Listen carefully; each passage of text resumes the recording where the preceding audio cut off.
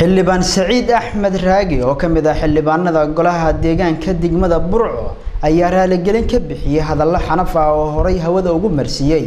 maayarada magaalooyinka Burco iyo waliba Berbera sidoo warkaasi noogu soo diray wariyaheena Cabdiqani Cabdullaahi Baafo xildhibaan Saciid Axmed Raagi oo kamid ah xildhibaanada golaha deegaanka degmada Burco ayaa ka jawaabay hadallo ay toddobaadkii u dambeeyay hawada ay isu marinayeen maayarada magaalooyinka Berbera iyo Burco xildhibaan Saciid Axmed Raagi ayaa ka raaligeliyay guud ahaan shacbiga Soomaaliland hadalladaasi xanafta leh ee ka soo yeeray maayarada magaalooyinka Berbera iyo Burco waa kan xildhibaanka oo ka hadlaya arrinkaasi wala doortay waxay ku yimaadeen rabitaanka waxay sii doorteen maayaradii iyo maayarigeenkii oo hogaankii golayaasha deegaanka arrintan sharciga ee dhex taala Soomaaliland oo dhan waa laga dheregsan yahay arrin aan hore uga hadalay iminkan aan ku hadlayno shacabka reer Burco lama kicin karo lama jara habaabin karo way og yihiin itijaaha waxa ka maqan gobolka waxa ka jira waa og yihiin xanuuna ka jira nadaafadeedii fayadhowrkeedii ba hoos u dhacay wax qabadkii horumarkii ba hoos u dhacay biriishadii baad arkaysaa iminka in dhaawac soo gaaray gobolka daadkii ba soo galay maayarku waa ninkii la rabay inuu saadaalin sameeyo ka hortag sameeyo midna muu sameyn biriishadii magaalada qaar ba iminka xidhan ilaa waqtigan aan la hadlayo dadweynuhuna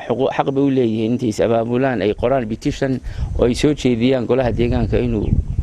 inkastoo aan iminka ku fadhino muddo dhaaf oo xukuumadda iyo xabta laga sugayo iyo gudida doorashooyinka waqtigii la mudeeyo oo la jaangooyo si looga baxo fadhiidnimadan waqtigan ay ku jiraan golayaasha deegaanka ee dalka qaar kamid ah taas ayaa keenaysa ninka ciyaarta hadii laga badiyo waa la soo hanayaa waa la iska can qaadaa ma aha inaad xagxagato ma aha inaad afxumo aad warbaahinta u mariso